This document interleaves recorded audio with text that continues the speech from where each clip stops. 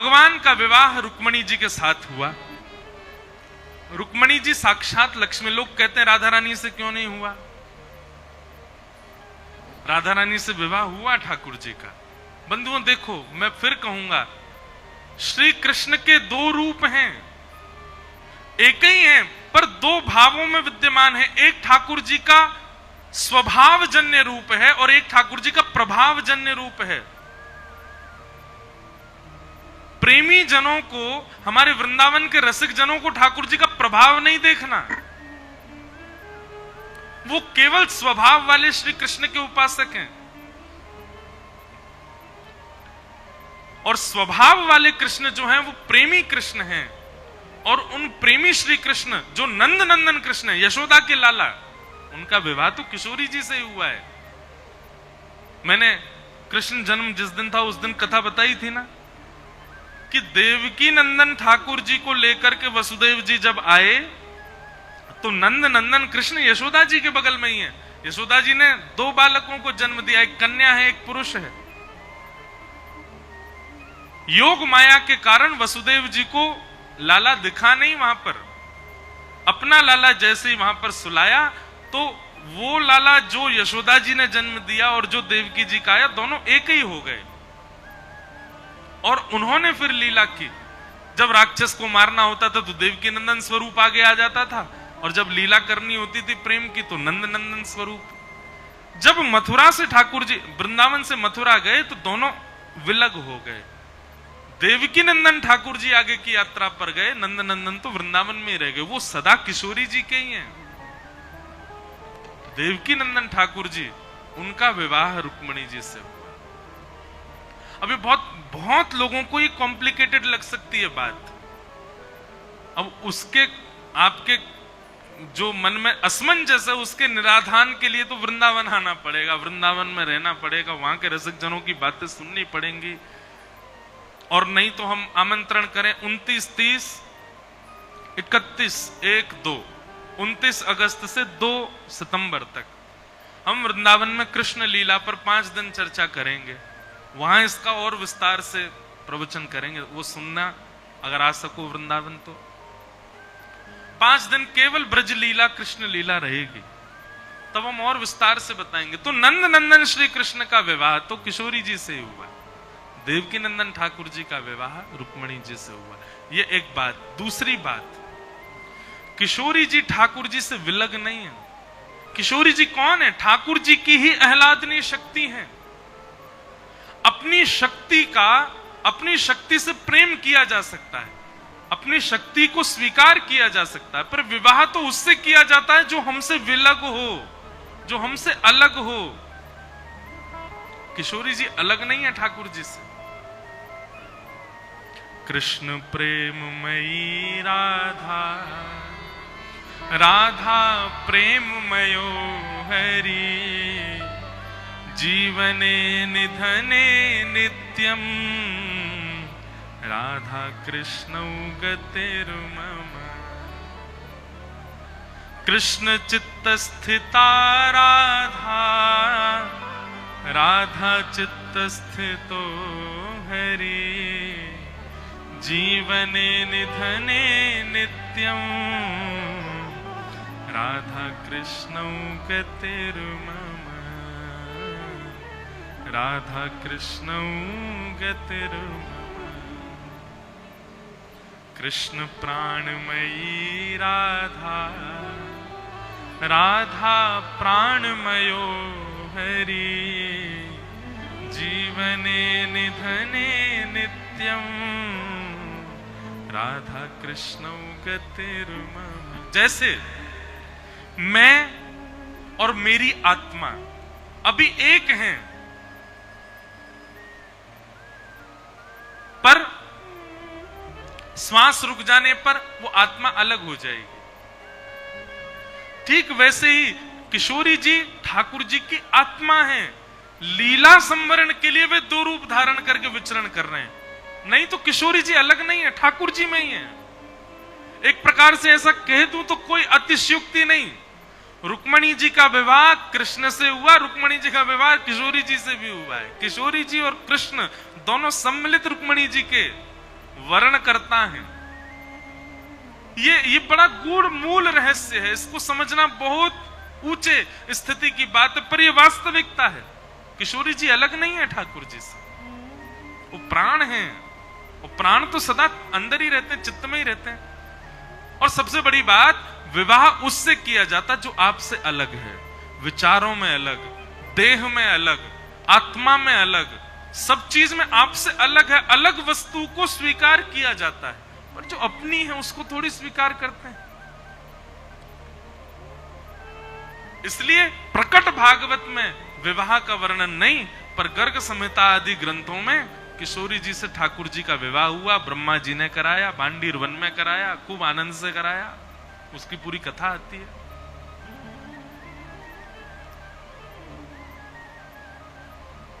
तो भगवान का विवाह रुक्मणी जी के साथ में सुसंपन्न हुआ। भगवान का दूसरा विवाह जाम्बती के साथ में हुआ। एक सत्राजित नाम का यादव रहता था द्वारिका में, उसके पास एक मणि थी, उसका नाम था सत्राजित मणि, सिमंतक मणि। सिमंतक मणि की योग्यता थी कि वो हजारों किलो सोना, उसकी 6-7 घंटे पूजा करो तो हजारों किलो सोना आता था उस मणि की कृपा से घर में पर दिन। भगवान को जब ये बात पता चली तो भगवान बोले, अकेला आदमी इतने सोने का क्या करेगा? तो भगवान ने जाकर के एक प्रस्ताव रखा, सत्राजित से कहा, मणि तुम द्वारिका के कार्यालय में दे दो, इससे जितना भी धन होगा उससे हम द्वारिका के लोगों का कर क्षमा कर देंगे, टैक्स फ्री कर देंगे द्वारिका को। द्वारिका में फिर जो कुछ भी होगा उसी धन से होगा। और रही बात तुम्हारी मणि है तो तुम जितना कहोगे हम तुमको उतना दे दिया करेंगे। भगवान की बात भी सही थी, लेकिन सत्राजित बोला कि नहीं, मेरी मणि है, जितना धन आएगा सब मेरा है, मैं किसी को नहीं दूंगा। भगवान बोले, एक बार ही आग्रह करना चाहिए, चाहे भाई से करो, चाहे मित्र से करो, चाहे बच्चों से करो, चाहे पत्नी से करो, आग्रह केवल एक बार करो, 2 बार नहीं। भगवान ने एक बार आग्रह किया, सत्राजित ने नहीं मानी बात, ठाकुर जी चले गए। लेकिन वही बात है, कई बार समय ऐसा हो जाता है कि आपने कोई गड़बड़ी नहीं करी, लेकिन फिर भी समय की वजह से सारा आरोप आपके ऊपर आ जाता है। बहुत ध्यान से सुनिएगा, आज की जो कथा है ना, ये हम सब गृहस्थियों के जीवन के लिए कथा बता रहे हैं ठाकुर जी। अब ठाकुर जी ने क्या किया, मणि मांगी, मणि उसने नहीं दी। 3 दिन बाद सत्राजित का छोटा भाई प्रसेन वो मणि पहन करके कहीं गया, सबको दिखाता हुआ जा रहा था। वन में जैसे गया, शेर ने मार करके उसकी मणि अपने पास रख ली। शेर को एक भालू ने मार दिया, भालू मणि लेकर के चला गया। 5 दिन तक प्रसेन लौट करके नहीं आया तो सत्राजित ने भगवान पर आरोप लगा दिया कि ये मणि मांगने आए थे, मैंने देने से मना कर दिया, तो मेरे भाई को इन्होंने बंदी बना करके मणि चुरा ली। और आश्चर्य की बात यह नहीं कि सत्राजित ने भगवान पर आरोप लगाया, आश्चर्य की बात यह थी कि द्वारिका के लोगों ने मान भी लिया कि हां भगवान ने चुराई है।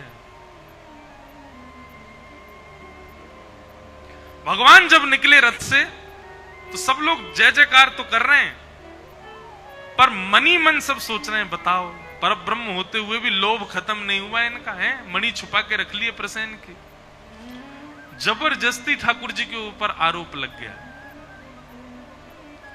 भगवान हम आप सबको ये बात बताते हैं, हम सबके जीवन में ये दिन आएगा ही आएगा। आ चुका है तो अच्छी बात है, नहीं आया है तो तैयार रहना, आएगा। आप कुछ गलत नहीं करोगे फिर भी सारी गलती आपकी मानी जाएगी। सारे जितने भी योजना आप बनाओगे उन योजनाओं से गलत आप ही ठहराए जाओगे, ऐसा निश्चित होगा, एक ना एक बार तो होगा। और ये क्यों होगा? ठाकुर जी उस समय आपकी आंख खुलवाएंगे, देख लो भाई कौन कौन तुम्हारे, कोई भी नहीं, सभी तुम्हारे विरोधी हो जाएंगे।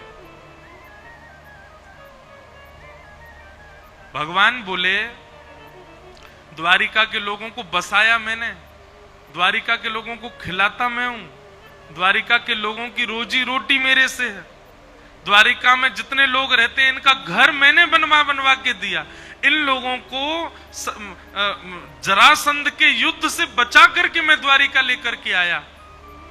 और आज एक व्यक्ति की गलत बात सुनकर के इन्होंने यह भी विचार नहीं किया कि नहीं एक बार पूछ तो लें कि भगवान ने ऐसा किया कि नहीं, बिना पूछे आक्षेप लगा दिया। यह है संसार। यहां भगवान को नहीं छोड़ा गया तो हम तो इंसान हैं, कैसे बच जाओगे आप? इसलिए तैयार रहो।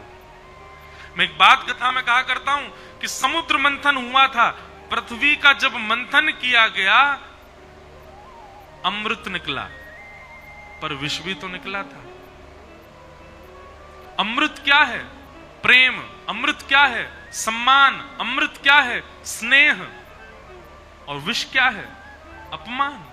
विष क्या है? अश्रद्धा। विष क्या है? आपके प्रति अविश्वास। तो जब अमृत पीने का शौक है तो विष पीने की भी योग्यता रखो। आज बहुत सम्मान यदि मुझे मिल रहा है तो मैं इस बात के लिए भी तैयार हूं कि कल को असम्मान भी हो सकता है। आज बहुत प्रेम मिल रहा है तो कल को क्रोध भी सहना पड़ सकता है सबका, और ये जीवन में आएगा सबके।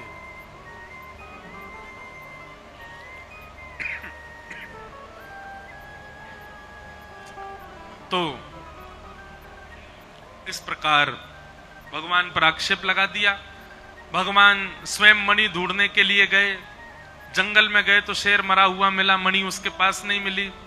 आगे भालू मरा हुआ मिला, मणि उसके पास, आगे शेर मरा हुआ मिला, प्रसेन मरा हुआ मिला, लेकिन मणि उनके पास नहीं मिली। भालू के चरण चिन्हों के पीछे ठाकुर जी जब गए तो एक गुफा में पहुंचे, वहां मणि मिल गई। ठाकुर जी ने उठाई तो भालू ने आक्रमण किया। 18 दिन तक युद्ध करने के बाद भालू की नस नस ढीली हो गई।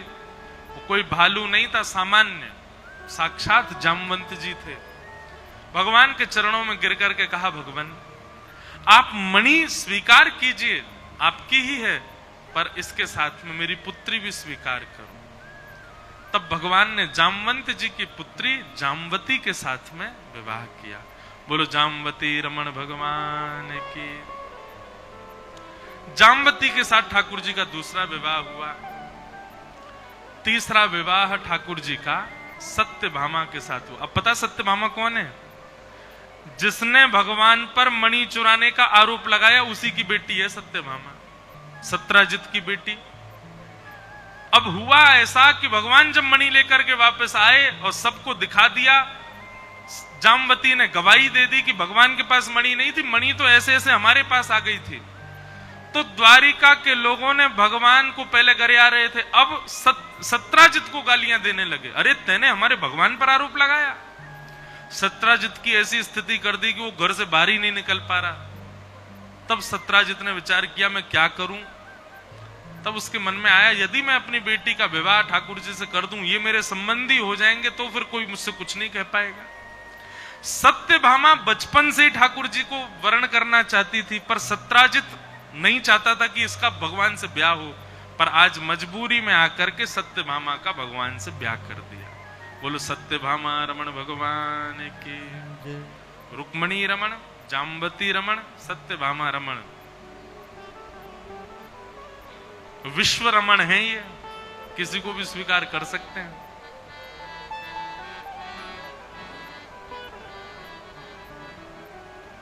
चौथा ब्याह ठाकुर जी का हुआ। श्याम सुंदर श्री यमुने महारानी की जय। श्री यमुना जी के साथ ठाकुर जी का चौथा ब्याह हुआ। रमण भगवान के। भगवान का विवाह श्री यमुना जी के साथ में सुसंपन्न हुआ। इस प्रकार भगवान के अष्टधा प्रकृति के साथ में विवाह हुए। पृथ्वी, जल, अग्नि, वायु, आकाश, ये 8 प्रकृति ही भगवान की 8 पत्नियां हैं प्रमुख। बहुत सावधानी से, बहुत ध्यान से सुनिए। पृथ्वी, जल, अग्नि, वायु, आकाश, ये बाहर की 5 प्रकृतियां हैं हमारी, और मन, बुद्धि और अहंकार ये 3 भीतर की प्रकृति है। वैसे तो भीतर भी 4 प्रकृति हैं, मन, बुद्धि, चित्त, अहंकार, अंतःकरण, चतुष्टय। पर चित्त नाम की प्रकृति जो है वो साक्षात भगवान ही है, इसलिए बची हुई 3 भीतर की प्रकृति और बाहर की 5 हुई 8। ये 8 भगवान की पटरानियां हैं। बहुत सावधानी से सुनिए सब लोग। भगवान ने किसी स्त्री विशेष से ब्याह नहीं किया है, अपनी ही बनाई हुई प्रकृति से ठाकुर जी विवाह कर रहे हैं। सत्यभामा भूमि का स्वरूप है, रुक्मणी जी अग्नि का स्वरूप है, कालिंदी यमुना जल का स्वरूप है, मित्रविंदा वायु का स्वरूप है, लक्ष्मणा आकाश का स्वरूप है। इस प्रकार भगवान ने अपनी 5 बाहर की प्रकृतियों से ब्याह किया और भीतर की 4 मन, बुद्धि, अहंकार। इस प्रकार 8 मुख्य ब्याह हुए भगवान के। एक प्रकार से भगवान ने पूरी दुनिया बनाई है, तो विवाह करके केवल ठाकुर जी रजिस्ट्रेशन कर रहे हैं, है सब ठाकुर जी का ही। अब बचे 16,100। ये कौन है? भौमासुर नाम का एक दैत्य था, उसके यहां पर 16,100 राजकुमारियां बंधी थीं। उसका संकल्प था 20,000 होने पर उनसे विवाह करूंगा, हठ पूर्वक, जबरदस्ती। उन 16,100 राजकुमारियों ने मनी मन ठाकुर जी से प्रार्थना की कि हमारी रक्षा करो नाथ। तब भगवान गए और जाके भौमासुर का वध करके उन कन्याओं को मुक्त किया और सबसे कहा अपने अपने घर जाओ अब आप। तब सबने एक साथ ब्रह्मा जी से प्रार्थना की, भूयात पतिर में मह्यम। मतलब कितनी अच्छी देखो योजना है। 16,100 राजकुमारियों ने जैसे ही कारागृह में भगवान प्रवेश किए तो भगवान को देखते ही, एक दूसरे को नहीं पता है पर सबके मन में ये बात आ रही है कि काश मेरा वर्ण ये कर लेते। और यही दूसरी भी सोच रही है, तीसरी भी सोच रही है, चौथी भी, सब एक साथ सोच रही है काश मेरा वर्ण ये कर लेते, मुझसे ये विवाह कर लेते। और सबने विधाता से प्रार्थना की, भूयात पतिर में मह्यम।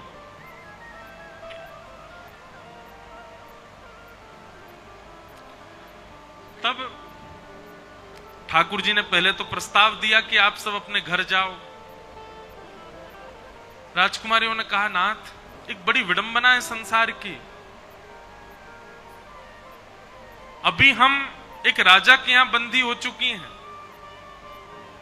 हम घर चली भी गई तो लोगों की दृष्टि नहीं बदलेगी हमारे प्रति, और हमसे कोई विवाह भी नहीं करेगा। और विवाह नहीं करेगा तो कहीं घर के लोगों को हम भार ना लगे। इससे अच्छा तो हमको एक ही रास्ता दिखाई देता है कि हम अपने प्राण त्याग दें। अब जीवित रह के हम करें क्या? ये जीवन भर का भार रहेगा सिर पर कि हम बंधी हैं।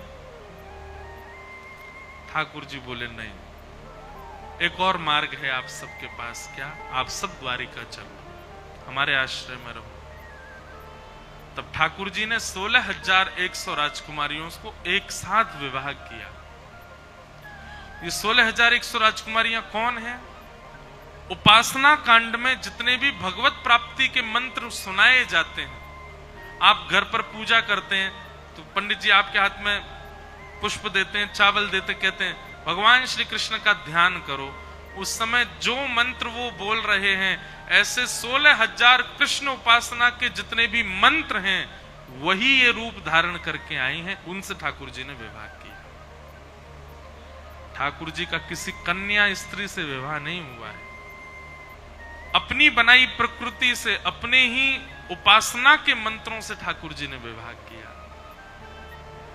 सबसे बड़ी बात, एक ही समय पर, एक ही काल में, एक ही नगर में ठाकुर जी 16,108 राजकुमारियों के अलग अलग भवन में एक साथ रहते हैं, अलग अलग रूप धारण करके। अद्भुत है ठाकुर। यहां पर वर्णन आता है कि नारद जी महाराज आए भगवान की नित्यचर्या ग्रहचर्या देखने के लिए कि भगवान के ब्याह हो गए, देख के तो आऊं कैसा चल रहा। कोई पत्नी शिकायत तो करेगी भगवान की, इतनी सारी पत्नियां, कोई तो कहेगी कि मुझे टाइम नहीं देते, मुझे समय नहीं देते, उसी के पास ही रहते हैं। नारद जी महाराज गए, सबसे पहले रुक्मणी जी के भवन में प्रवेश किया तो भगवान बैठे हुए थे, प्रसाद पा रहे थे, रुक्मणी जी पवा रही थी। नारद जी जैसे ही आए, अच्छा एक और बात बताएं, भगवान की सब पत्नियों के गुरु जी नारद जी हैं, सबके गुरु जी नारद जी हैं। क्यों नारद जी क्यों है गुरु जी? भगवत आराधना, भगवत संकीर्तन, भगवत सेवा नारद जी सिखाते, नारद जी गुरु हैं। हमारे वारकरियों में भी जब अभंग गाया जाता है तो जो वीणा लेकर के खड़े होते हैं उनको नारद जी का स्वरूप माना जाता है, उनको प्रणाम करके ही अभंग गाते हैं। नारद जी के बिना भगवत सेवा और भगवत, कभी आपको लगता हो कि आपका मन कथा में नहीं लग रहा, आंख बंद करके नारद जी का स्मरण कर लो, आपका मन लगने लगेगा। कभी भजन कीर्तन में मन नहीं लग रहा, सेवा में मन नहीं लग रहा, आप नारद जी का स्मरण करो।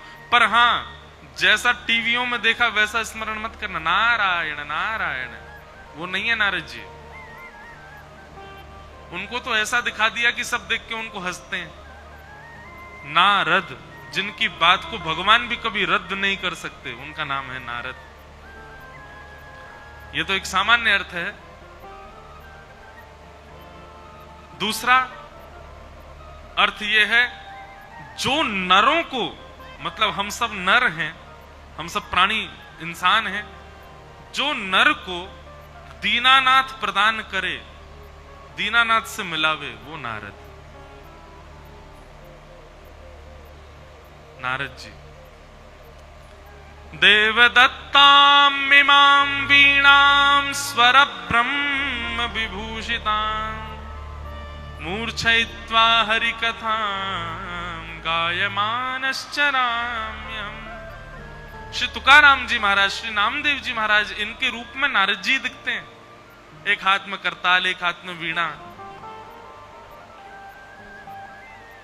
ये नारद जी, उनका स्मरण करो। तो नारद जी महाराज गए तो देखा रुक्मणी जी भोजन पवा रही, ठाकुर जी पा रहे। आई आई, ओहो देखो, अरे देवी तुम्हारे गुरु जी आए। आहा, रुक्मणी जी इतनी खुश हो गई, गुरुदेव प्रणाम। ठाकुर जी को प्रणाम नारद जी ने किया, बैठ गए। ठाकुर जी प्रसाद पा रहे, ए रुक्मणी जी जल्दी लाओ, कुछ लाओ नारद जी के लिए। रुक्मणी जी लड्डू लेके आई, गुरुदेव ने पाए। ठाकुर जी जैसे ही हस्त प्रक्षालन करने के, हाथ धोने के लिए गए, नारद जी ने रुक्मणी जी को, इधर आओ, सब ठीक? रुक्मणी जी बोले बहुत बढ़िया। ठाकुर जी समय देते हैं? बोले पूरे दिन यहीं तो बैठे रहते हैं, मैं तो कहती हूं जाया करो, जाते ही नहीं, बस अपनी सभा में जाते हैं, द्वारिका भ्रमण को जाते हैं, बाकी पूरे दिन मेरे पास ही रहते हैं। अब मुझे तो बड़ी पीड़ा होती है कि सत्यभामा जामवती सब प्रतीक्षा करती होंगी, जाते ही नहीं वहां पे। नारद जी महाराज बोले तो मतलब रुक्मणी की कोई शिकायत नहीं है, तो निश्चित और पत्नियों की तो शिकायत होगी। थोड़ी देर वार्तालाप करने के बाद नारद जी बोले, भगवान अब आज्ञा दो, मैं फिर आऊंगा, जल्दी आना। नारद जी भवन से निकल करके, रुक्मणी जी के भवन से निकल के जैसे ही जामवती के भवन में पहुंचे, अलग अलग महल हैं सबके, जामवती के महल में पहुंच के भीतर प्रवेश किया तो भगवान अपने बालकों के साथ खेल रहे हैं, जामवती बैठी है और नारद जी वहां भीतर प्रवेश करके देखें तो ठाकुर जी वहां भी बैठे हैं।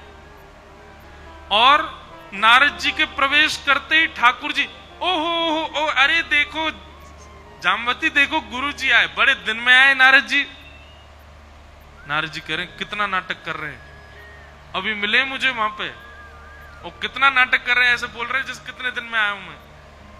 अरे ठाकुर जी ने भी मन में विचार किया, आज नारद जी को सबक सिखाएंगे, बड़ा हमारी दिनचर्या देखने आए।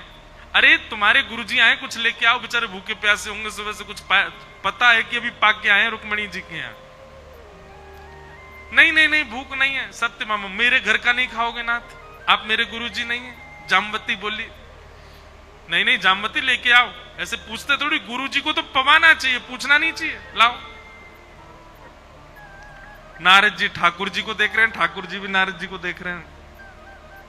ले लो, देख लो तुम सब। अब सब महा सत्यभामा से पूछा, जामवती से पूछा। ठाकुर जी प्रेम से रहते हैं? बोले बहुत प्रेम करते हैं, पूरे दिन मेरे पास ही रहते हैं, इतना स्नेह देते हैं, मैं क्या बताऊं। पीछे से ठाकुर जी भी नारद जी को देख रहे हैं, बोले ढूंढ लो कहीं शिकायत मिल जाए तो। नारद जी महाराज निकल करके जैसे ही तीसरे भवन में जा, तो जोर से दौड़ लगाई नारद जी ने, ये मुझसे पहले नहीं पहुंच जाएं। जैसे ही नारद जी दौड़ लगा करके सत्यभामा के भवन में पहुंचे, तो ठाकुर जी सत्यभामा का श्रृंगार कर रहे हैं, तीसरे रूप में दिख गए। और वहां पर भी ठाकुर, अरे अरे अरे देखो नारद जी आए, नारद जी आए, ओहो बड़े दिन में आए, बेचारे बड़े हल्के पतले से लग रहे हैं, कुछ लाओ प्रसाद पवाओ। सत्यभामा प्रणाम करे। नारद जी मनी मन प्रसन्न भी हो रहे हैं और ठाकुर जी से कह रहे हैं बहुत चतुर हो नाथ, लेकिन आपकी लीला आप ही जानो। भगवान 16,108 पत्नियों के साथ एक साथ रहते हैं। भागवत जी में वर्णन आता है, भगवान महाभारत युद्ध करा के जब वापस द्वारिका गए, तो पत्नियों में होड़ लगी है कि किसके भवन में पहले जाएंगे। लेकिन द्वारिका में आते ठाकुर जी समझ गए कि सब में होड़ लगी है, और यदि किसी एक के पास में गया तो ये आपस में एक दूसरे के प्रति भेदभाव आ जाएगा। भगवान ने द्वारिका में आती 16,108 रूप धारण किया और एक साथ हर एक कक्ष में प्रवेश किया। सब पत्नियां कहें आप सबसे पहले कहां गए? बोले सबसे पहले तुम्हारे पास ही आया हूं। झूठ भी नहीं है, सबसे पहले सबके पास गए। तो भाई ठाकुर जी जैसे ठाकुर जी हैं, आप लोग प्रयास मत करो, एक आध ब्याह और हो जाए। हम भी भगवान के इष्ट हैं, कर सकते हैं, हम भी भगवान के अंश हैं। एक ही के रहो जीवन भर, वही बहुत है। उन्हीं को संभाल लो, ठाकुर जी को दे दो दायित्व पूरी दुनिया का। एक ही से संभल लो, एक ही को संभाल लो, बस। एक बात कहें आपको, शास्त्राज्ञा करते हैं दुनिया में सबसे बड़ा व्रत क्या है? सारे जप फीके उसके आगे, सारे नियम फीके उसके आगे, सारे व्रत फीके उसके आगे, सारे यज्ञ फीके उसके आगे। और वो व्रत क्या है? पत्नी का पति के प्रति पातिव्रत व्रत और पति का पत्नी के प्रति पत्नी व्रत। यही मेरी सर्वस्व है, इसके अलावा बाकी सबको प्रणाम। अगर वो व्यक्ति एकादशी भी ना कर पाए, अगर वो व्यक्ति नाम जप आदि में भी थोड़ा कच्चा रह जाए, चलेगा। उसका वही व्रत इतना बलवान होगा, उस व्रत से ही वो ठाकुर जी को प्राप्त कर लेगा। हमारी बात बहुत ध्यान से सुनिएगा। अगर आपने एक पत्नी व्रत धारण कर लिया, व्रत कैसा है कि अब चाहे साक्षात स्वर्ग की अप्सरा उर्वशी आ जाए सामने, तो भी नीची नजर है, हाथ जोड़ ले, नहीं हमारे सर्वस्व यही हैं। केवल इस व्रत में आप रह लिए ना, तो आपको सामर्थ्य मिल जाएगी इस भाव की कि आपके उस व्रत के प्रसन्नता पर ठाकुर जी आपको प्रत्यक्ष दर्शन दे देंगे। कोई पत्नी व्रत धारण कर ले, एक पति व्रत का। महाराज श्री दत्त भगवान के प्रसंगों में कहीं ऐसा वर्णन है, बड़ी कथा मुझे स्मरण में नहीं, पर वहां ऐसा वर्णन है कि जब पत्नी पतिव्रता होती है और पति पत्नी व्रत होता है, केवल एक, इसके अलावा कोई नहीं, मन में भी भावना आवे, तो उसको इतनी योग्यता मिल जाती है कि वो अगर सूर्य को आज्ञा कर दें कि आज उदय नहीं होना है, तो सूर्य उदय नहीं होगा उस दिन।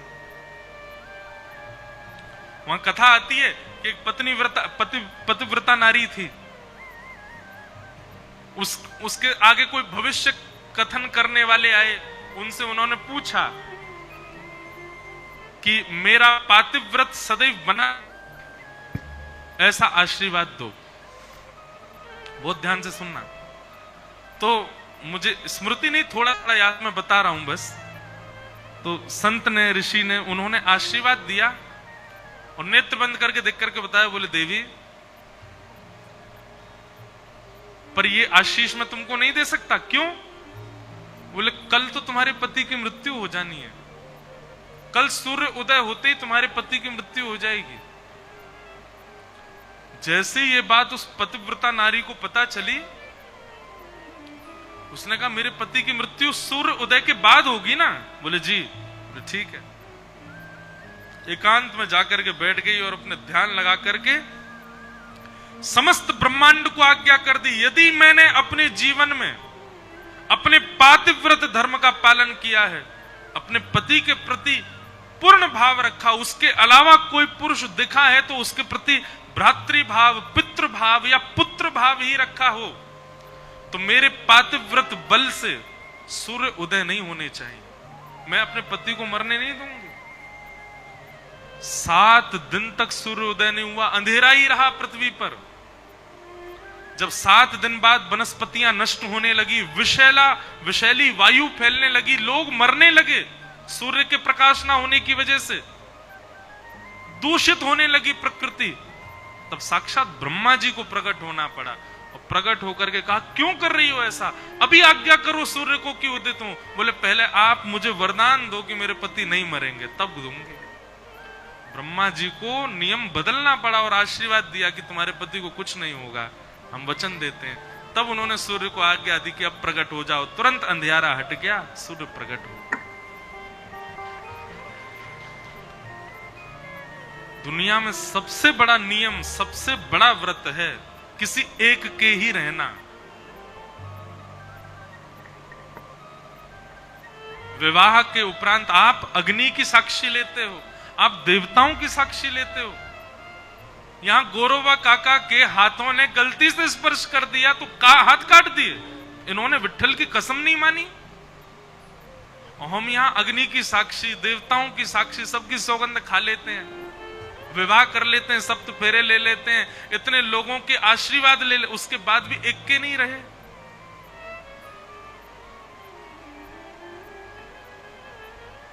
कुछ परिस्थितियों में यह बात लागू नहीं,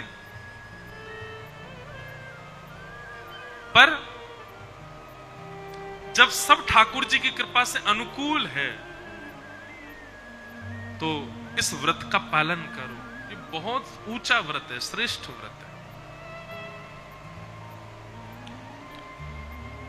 तो भगवान इस प्रकार अपनी समस्त पत्नियों के साथ रहते हैं।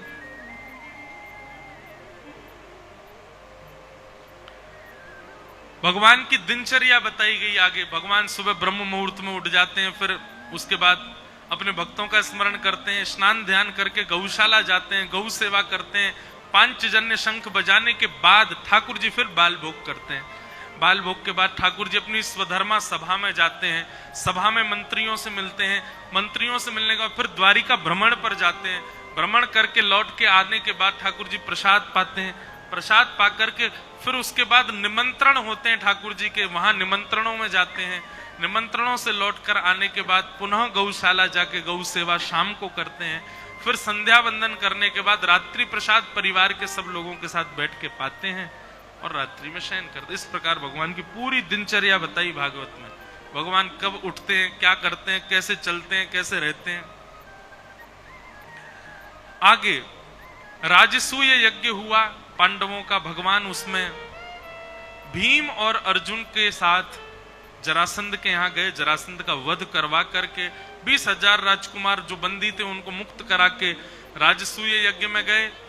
राजसूय यज्ञ में सबने अलग अलग व्यवस्थाएं ली थी। किसी ने भोजन की व्यवस्था, किसी ने मेहमानों को तिलक की व्यवस्था, माला पहनाने की व्यवस्था, दक्षिणा की व्यवस्था।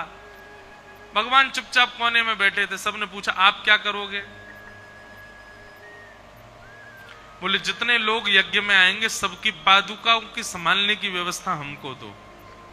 और भगवान ने ये व्यवस्था अपनाई यज्ञ में। यज्ञ हुआ। यज्ञ में अग्र पूजा किसकी हो, सबसे पहले पूजन किसका हो, यह प्रश्न जब प्रकट हुआ तो सबने प्रस्ताव दिया कि भगवान श्री कृष्ण की अग्र पूजा करो। ये पूछने की बात ही नहीं है, सबसे पहले उन्हीं की करो। इस बात को सुनकर के शिशुपाल नाराज हो गया, 100 गालियां देने लगा। 100 से अधिक जैसे ही हुई, भगवान के सुदर्शन चक्र ने सर धड़ से अलग कर दिया। उसको 100 गालियों की अनुमति थी, 100 से अधिक होने पर ठाकुर जी की अब इसमें एक ने मुझसे पता क्या प्रश्न किया, महाराज जी आप कहते हो सहनशील बनो, भगवान ही नहीं सह पाए, 101 होते ही सुदर्शन चक्र चला दिया। मैंने एक दिन कथा में कहा था, ठाकुर जी नाराज नहीं होते, ठाकुर जी कोपित नहीं होते, पर ठाकुर जी के चारों ओर अनंत योगनियां, अनंत शक्तियां भ्रमण करती रहती हैं। आपके गलत क्रिया पर वे नाराज होकर के आपको दंड देती हैं, ठाकुर जी नहीं देते। भगवान ने जब शिशुपाल का जन्म हुआ तो इनकी मां को वचन दिया था, ये 100 गाली भी मुझको देगा तो मैं इसको नहीं मारूंगा, क्योंकि भगवान जानते थे कि बिना 100 गाली दिए तो इसके भोजन नहीं होगा।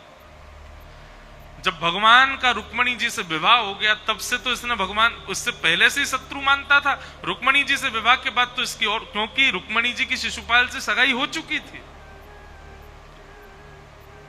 आज जरासंध यहां राजसूय यज्ञ में भगवान कृष्ण आए, इसका ईर्ष्या बढ़ने लगी ठाकुर जी को देख के। फिर उसके बाद रथ में से जब रुक्मणी निकली, तब तो ये जली गया पूरा, बोले कि बताओ ये मेरी पत्नी होने वाली थी, अब ये कृष्ण के साथ है। उसके बाद अनिरुद्ध, प्रद्युम्न आदि भगवान के पुत्र आदि निकले, तो इससे देखा ही नहीं गया, बोले ये तो मेरे पुत्र होते आज, अगर रुक्मणी से मेरा ब्याह होता तो। वो तो पहले से ही नाराज बैठा था भगवान से, लेकिन जब अग्र पूजा के लिए भगवान का नाम बोला गया, तब तो उससे सहन ही नहीं हुआ। इतनी गालियां दी भगवान को, 100 से अधिक होते ही भगवान के सुदर्शन चक्र ने उसका सर धड़ से अलग कर दिया। इस प्रकार लीला हुई। आगे भगवान के सूर्य ग्रहण काल पर कुरुक्षेत्र जाना और व्रजवासियों से प्रथम बार 100 से अधिक वर्ष बाद ठाकुर जी मिले, उसकी लीला यहां बताई गई। बहुत विस्तृत बड़ी लीला है। मैंने द्वारिका में इस बार जब लाल जी का उत्सव था, तो ब्रज द्वारिका मिलन महोत्सव पर ही कथा, इसी विषय पर ही कथा की थी। बहुत करुण भावमय प्रसंग है। ठाकुर जी अपने सखाओं से, अपनी मैया से, अपने पिताजी से 100 वर्ष के बाद मिले। और सबसे ज्यादा करुण तो तब है कि किशोरी जी से मिलते हैं ठाकुर जी, राधा रानी से। भगवान की सब पटरानियां मिलती हैं, सब बहुत लंबा प्रसंग है। भागवत में तो सूक्ष्म है, अन्य अन्य ग्रंथों में उसका बड़ा विवेचन किया गया। कभी अवसर मिले तो ब्रज द्वारिका मिलन की कथा सुनना, उसमें इसका विस्तार है। आगे अब भगवान के परम मित्र सुदामा की कथा आती है। बंधुओं, सुदामा नाम स्पष्ट नहीं, भागवत में है ही नहीं। श्रीमद् भागवत जी में 2 नाम नहीं है, एक तो राधा रानी का, दूसरा सुदामा का। अब लोग इस बात पर बहुत विवाद करते हैं, राधा रानी का नाम, राधा रानी का स्पष्ट नाम भागवत जी में नहीं है। इसका मतलब यह नहीं कि भागवत जी में किशोरी जी का कोई उल्लेख नहीं है। श्री शुक मूर्छित भय माश शठ, सुखदेव जी अपनी गुरु के रूप में राधा रानी को देखते हैं, और अपना नाम देखो, शास्त्र आज्ञा करते हैं, अपना नाम, अपनी पत्नी का नाम, अपने पति का नाम, एक पुत्र यदि है तो उसका नाम, गुरु का नाम, और जिसका बहुत सम्मान करते हो उसका स्पष्ट नाम उच्चारण नहीं करना चाहिए, शास्त्र मना करते हैं। अब पत्नी पति का नाम नहीं लेती, पर पति लेते हैं, पति को भी नहीं लेना चाहिए। अपना नाम भी नहीं लेना चाहिए बार बार। इंद्रेश ये कह रहा था मेरा नाम इंद्र, बार बार अपना नाम भी नहीं लेना चाहिए। एक पुत्र यदि घर में है उसका नाम भी नहीं लेना चाहिए। गुरुजनों का नाम भी नहीं लेना चाहिए। हमारे जो गुरु हैं उनका कुछ इस प्रकार से, पंढरपुर के आदि आदि मठ के महाराज जी, वो हमारे गुरु जी, उनका स्पष्ट नाम उच्चारण नहीं करना चाहिए। जिसका आप बहुत सम्मान, बहुत स्नेह, बहुत आदर करते हैं, उसका भी स्पष्ट नाम नहीं बोलना चाहिए, शास्त्र मना करते हैं।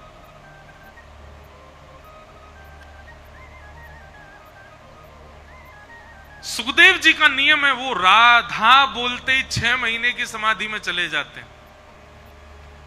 सुख आसन में बैठे, नेत्र बंद करके प्रसन्न मुद्रा में 6 महीना तक ऐसे ही बैठे रह जाते हैं।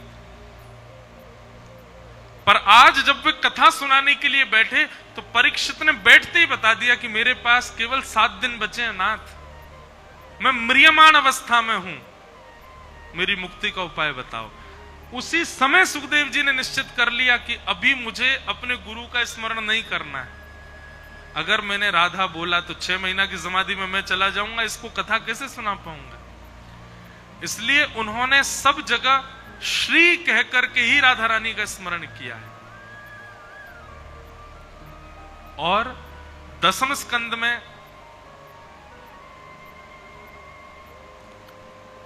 बहुवचन और एक वचन, जहां बहुवचन एक वचन तो पढ़े ना स्कूल में, उनसे यह बात सिद्ध हो जाती है कि कहां राधा रानी है। जैसे गोप्य ऊचू, ये बहुवचन है कि बहुत सारी गोपियां बोल रही हैं, जयति तेधिकम जन्मना ब्रजः श्रयत इंदिरा सस्वदत्र ही। तो इससे यह बात सिद्ध हो गई कि बहुत गोपियां गा रही हैं। लेकिन वहीं भ्रमर गीत जब आता है तो वहां लिखा है गोपी उवाच, एक वचन। एक वचन से यह सिद्ध हो जाता है कि श्री राधा रानी बोल रही हैं। ऐसे सांकेतिक रूप में राधा रानी का नाम लिखा है भागवत में, स्पष्ट राधा शब्द नहीं है। क्यों? सुखदेव जी मूर्छा में चले जाते हैं, नहीं तो। और बाकी तो भैया ये भागवत जी के जितने भी पन्ने हैं ना, ये गौर वर्ण हैं, और भागवत जी के सारे श्लोक श्याम वर्ण हैं। मानो भागवत जी का एक एक पृष्ठ किशोरी हैं और उनके ऊपर अंकित श्लोक श्री कृष्ण है। हमारी किशोरी जी के भावना सामान्य पढ़े लिखे लोग स्वीकार नहीं कर पाएंगे उनको, क्योंकि वो प्रेम के विषय हैं। उनको ऐसे समझ पाना, समझा पाना बहुत मुश्किल है।